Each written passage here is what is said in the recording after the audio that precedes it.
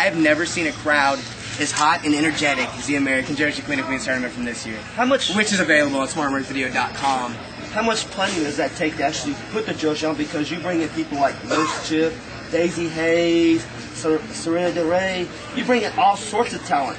How much planning does it actually take? Not to pull the curtain back too far, but I can tell you right now what my expectations are for the main event of every show. I know who's good enough to be in the main event of Guilty by Association 2011, and to be honest, I know who's going to step up and be in the main event of Guilty by Association 2012. My vision goes pretty far, and things will knock you off track, but as far as putting together a tournament like that and coming up with what first round matches are going to work, that I spend months and months and months on that. I literally, just for a regular show, not even like putting together, like what's going to happen, just from the matches that are made and where they fall in the card, I'd probably spend at least 100 hours for each show putting together where they're going to go. Now, I know Austin's got some of the weirdest fans, the best talent here. What kind of weirdness have you actually seen since you've been here in Austin? From the fans, from the talent, from... Yeah, mostly just Matt Palmer jumping off high stuff. But no, really the most endearing thing that's ever happened in Austin was the first time we ran downtown here at Emo's.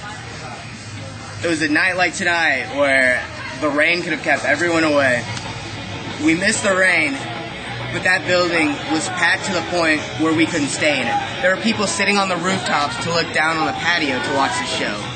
The building was way beyond capacity, and it was literally full to the point where we had to find the next venue for our next Austin show. Austin cared that much about us to make us upgrade on our first show. And that's a really special thing. And there's been a lot of weird stuff, like bags of dog poo per se being thrown. The LaMotta chants are the coolest things ever. They hate that guy. And it's creative. The fans are just creative. It really feels a lot like ECW. Not that I was ever in ECW. I was backstage at a few shows. That means nothing to anyone, but I know what the feeling's like.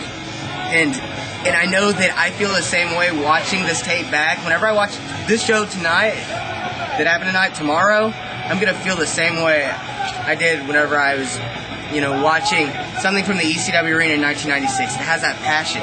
The passion from me blends with the passion to the fans, to the workers, to Barry, to Biss, to Tom, we got in bars last night because the guys working there, have either worked here or they've been to our shows. We're becoming part of Austin. And that means so much to me that we've become part of the culture. And you can add it, you talk to anybody, there's nothing I love more than this city. I could never see myself leaving Austin. I love this city. And to be a big part of it, to be in things like Fun Fest, and to get a Best of Austin award from the Austin Chronicle, that's huge. That's just great stuff, and it's so meaningful to me. And this company could end tomorrow, and I have not only a tape library that's a legacy of what I've helped build, but I'm part of Austin now. Every person on the roster is part of Austin. We matter. We mean something to the city. We're not big in Mohawk. We're not big on, the 6th Street area. We're really part of Austin, the capital of Texas. And we're the biggest thing in Texas. And I hope one day we're the biggest thing in the world. I can never compete with Vince McMahon's money, but I can compete with his passion, and I can definitely compete with his mind. Not necessarily from a business standpoint, but creatively, I can blow that stuff out of the water. And I have the guys behind me that are good enough to make my vision come to life, mixed with their vision. And it's really special to me. I love being able to see, Rachel Summerlin, her first match in ACW was against Daphne, and her first match against a woman was in April of 2007. It was terrible.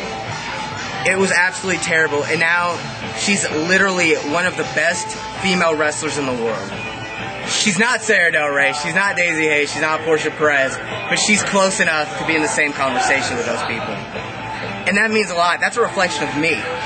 Showtime Scott Summers, being as big a star in Philadelphia where he's never wrestled as he is in Austin, Texas, that means so much to me. Being able to just make phone calls and get guys on shows because they know that if they come from here, they're passionate, they're hardworking, and they're good enough to be anywhere. That really means a lot to me. Because my legacy might live and die in Austin if ACW lives and dies in Austin. But it won't, because Awesome Andy's wrestling in Japan now. LaMotta wrestled in Japan. Scott Summers was in Mexico a few weeks ago. Portia Perez is Canadian. Robert Evans is Canadian. It transcends wrestling. This isn't about wrestling. This is a monthly family reunion. And I think calling it anything else is completely ridiculous. We come to ACW to be with each other as much as we come to watch great wrestling and to be entertained. Now, you just started something new, I guess, a couple of shows ago. The YouTube title. What did you get? What made you come up with the idea of YouTube title? Television's irrelevant. TNA doesn't draw anybody on house shows. You know, they threw the biggest party in the world because they drew 1,500 people. Who cares? Our preview show drew 1,500 people. If you're on national TV, you should be drawing what WWE's drawing.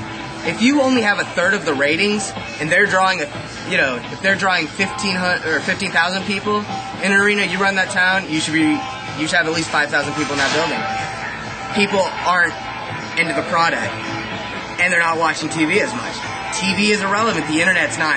Everybody's on the internet. There isn't a small show in the country that's happening. From the smaller companies around, like the IHWEs, to the NSFs, to the SCWs, they can all potentially be relevant because of the internet, and they don't take advantage of that. They think that if they run a loop, they're going to be popular in this little area, running the same matches all the time, or run the same building. You're not. You have to expand, and we use that. We use the internet wisely, but we don't use it as a crutch. We still have people on the streets every week flyering. We have, obviously, we've done TV commercials. You can't rely on the internet, but you have to know how to use the internet. And the YouTube title is a shining example of a way to use the internet to draw attention. So people watch the matches, they see good wrestling, and it makes them want to watch. We had people from the first American Joshi tournament that flew in from like 3 or 4 different countries, like 12 states. Like, I haven't done the numbers on the second one, but people were coming from everywhere. And that isn't because they got a flyer. Nobody came from England because they got a flyer. They saw something on the internet that they liked. And that's why they're here. And you have to know how to market to the internet because it's the future of the world. And internet TV is way more relevant, way cheaper, way easier to produce than anything on USA. Now, you brought in several stars from Ring of Honor, Shimmer, Dragon's Gate, stars coming in. What's it like for the wrestlers backstage and the fans to know that they can see such talent here at ACW because you can't see it anywhere else? That's what makes it the best. We have the best roster. We have the best talent. One of the things I hold close to my heart through the entire ACW run to date is that we got to host the national DVD debut of BB Hulk, who is now one of the biggest stars in the country and has been one of the biggest stars in Japan for a while. We will always be able to hold our heads up and say we have the first nationally distributed DVD with him on it. He wrestled the show the night before in San Antonio. Do you know how many people remember that happened? Like 3. The terrible people who had to wrestle him, Barry, the ring announcer, and whatever limited number of people were in attendance. Because they didn't know how to market it. And it didn't mean anything. BB Hulk went back to Japan after our show. And he wore a Texas Longhorn wristband and renamed his finishing move the FTX. Because it was called From Texas. He cared that much. After the show, the next day, I was lucky enough to go with Toshio Yamato and BB Hulk to Texas Land and Cattle. They got the Texas T-bone because they love the state. BB Hulk, looked me in the eyes and said, and just through his broken Japanese, it was the most endearing thing ever. It was like, first time anyone ever chanted BB Hulk, BB Hulk. That is something I will never forget, the passion in BB Hulk's eyes for ACW. we're doing something right. I can't tell you why, I can't tell you how, I can't take credit for it. Jerry Lynn's first time here, he was like, this is ECW, this is that feel. I don't know why we're what we are, I don't know how we are what we are, but I do acknowledge what we are, and I couldn't be more proud of what we are. So how does it make you feel when you hear on the street here that you have not been to a wrestling show if you have not been to ACW? And it's the premier company in Texas. You haven't been to a wrestling show until you've been there. I feel like more people need to say it louder. This is true. I feel like word of mouth is what made us. Word of mouth and the internet through word of mouth. You know, like we would put something and it would be reposted 900 times everywhere. That's what it is. It's not me promoting. It's the fans telling you, if you're missing this, you're a fucking idiot. If you're missing this and you think something's better, it's because either A, you're lazy, B, you're stupid, or C, you're brainwashed. And that's the truth. And I get that it might not be everyone's cup of tea with the cursing or whatnot, but if you say we don't have the best wrestling in the southern United States, you're probably on LSD or mentally handicapped. And vice versa. I've heard through other companies I've gone to see, their goal is, I'm nobody until I went to ACW. What does that make you feel from a wrestler's point of view that they're nobody unless they come to ACW and wrestle here for you? Franco D'Angelo is one of the guys in the state that everyone's like, he's a star, he's a star, he's a star. Now he can probably call himself a star because he's been here. Robert Evans was not Robert Evans before he got here. Scott Summers was no one before we started. I was meaningless. Rachel Summerlin was below meaningless. And more than anything, like, look at the Joshi division. Just look at the number of wrestlers that have come from here that appear on these shows like Shimmer or the ROH shows. Like, that's... I might create a little opportunity. They're good enough to be there. I would never put my name on someone that wasn't. It's Cool. So what's your